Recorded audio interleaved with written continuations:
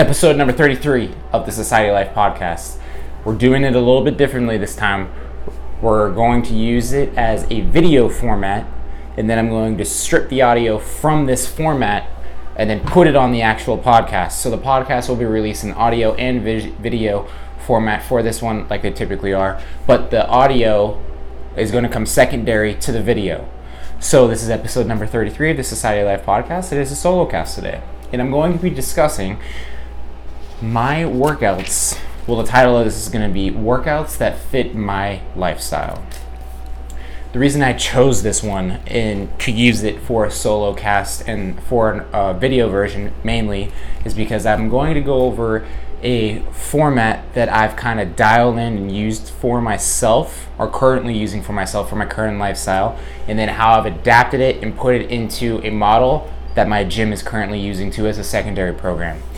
So, apologize for me looking down because I have my notes right here too. So, briefly gonna run over everything, and then I'm gonna open up exactly what it is that it looks like, so you can actually see it, and then maybe you can adapt if you find some truth for this. Truth meaning like this is something that resonates with you that you can then apply to yourself. So, for me, there's been different phases of training, starting all the way back from football. So prior podcasts, I've talked about how I started playing football. I also started training at an early age. I believe I was probably 10, maybe 12. But that training stimulus only is required for maybe 20 seconds to 30 seconds at most for a football play. Give or take is maybe at most 30 seconds. But most of the time, that training stimulus has to represent what is a play, however long a play stands for. So a lot of power, a lot of speed. So that's what my training kind of consisted of whenever I played football. Once I was done playing football, I went into acting.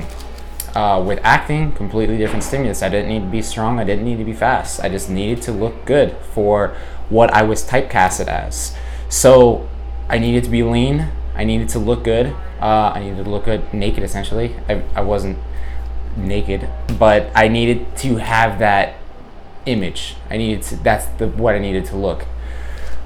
So training definitely varied between the two, and then after acting, transitioned into what I was being hopeful was a CrossFit competitive career.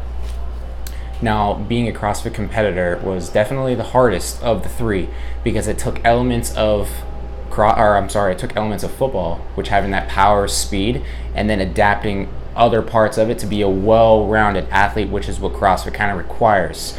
So if you don't know what CrossFit is, constantly varied, high-intensity functional movements. So basically it was me trying to fill the holes as an athlete. So working on my weaknesses, but still being strong at what I was at. So training is definitely different between the three. Now I transition into being a husband, being a father, and an entrepreneur. This by far has been my favorite phase. It's been the easiest to maintain.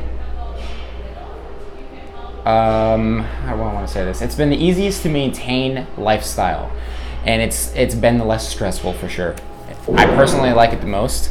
I almost look at fitness as medicine now, and I question that. I'm trying to think if there's a better name for it, but yeah, it's almost like a medicine to me. So I understand the concept of it, and it's like I almost need it to thrive. I wish there's a term thrown out there a lot called dad bod. I tried using it for different things in the past, but it's not good. So the image of most dads out there is you look like a slob, and that's just what I see. There are dads, I do give dads credit that there are dads out there taking their health and fitness seriously, but if you're in this phase right now, you're leaving a lot on the table physically and mentally by not incorporating just a training routine. Now, what I have is current for my lifestyle, which even if you're in the same kind of transition or cycle that I'm in, it still might be a completely different phase. You might be just loving the Peloton, which is awesome. But it's just whatever is in that phase. So for me currently right now, I'm gonna share what my current phase looks like. Now this is this is sustainable for me, and it's always probably going to change. It's going to evolve again. So like I said, take what you find from what I'm about to show you with some truth, apply it maybe to what you're doing, if you like it, if it resonates with you. So now I'm going to go over what this outline here looks like, and we incorporate this, like I said, into the gym. So first we have Monday, which is I'm trying to get this perfect, is a squat day. So you got, number one is a max effort lift. So that's going to be of a squatting. So 1 through 5 reps of a max effort lift. Then you got 2A and 2B, which is going to be assistant movement. So a muscle group that's assisting the major group which you're lifting that day. So a squat, so the assisting muscles, and then a posterior chain development. So maybe like GHD stuff or good mornings, that kind of thing. Then you got 3A and 3B. This is like your cardio, just no longer than 12 minutes. You got either a couplet or a triplet. Couplet means 2 movements, triplet means 3 movements. But you want to incorporate some unilateral lower body movements. So maybe some single leg lunges, box step ups, that kind of thing, with some abs. So midline, lower back stuff. And that you're going to incorporate into almost like a cardio, high intensity piece. But like I said, no longer than 12 minutes. Then we got Wednesday, which is our push day. So number one, max effort lift. That's either going to be a horizontal press or a vertical press. So bench press, strict press, push press, any of the presses. And then you got your 2A, 2B, which is going to be assistant movement. And then you got repetition push.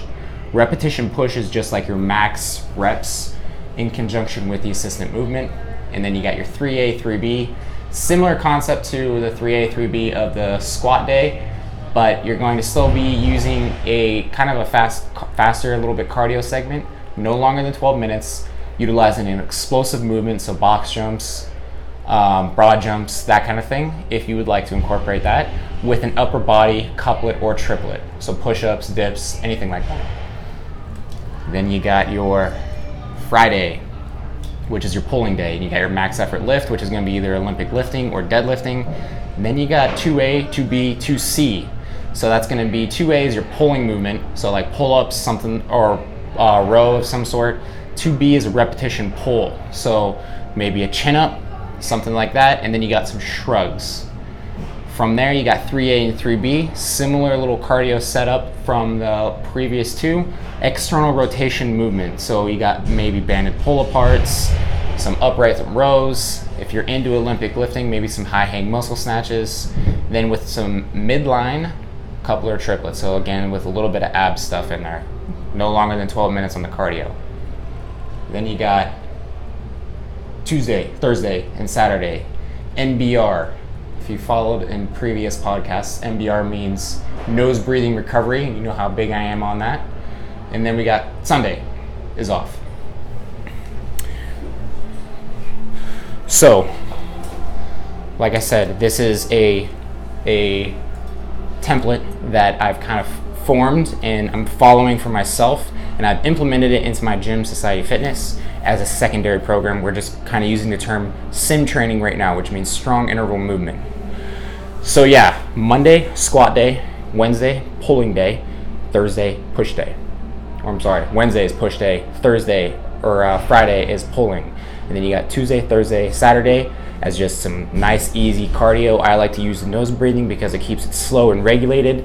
And Sunday is your off day. So I will link this in the show notes so you guys can look at this. Use it as a reference, but like I said, don't just do it because you see it and it looks appealing. Kind of sit there and resonate with it. If it develops some truth, maybe experiment. And then if it still kind of hits you and you're like, I really like this, then maybe adopt it to what fits for you. So this is, like I said, workouts that have evolved over time as I've evolved too as a person and through different kind of segments in my life. Thank you guys for watching this video version.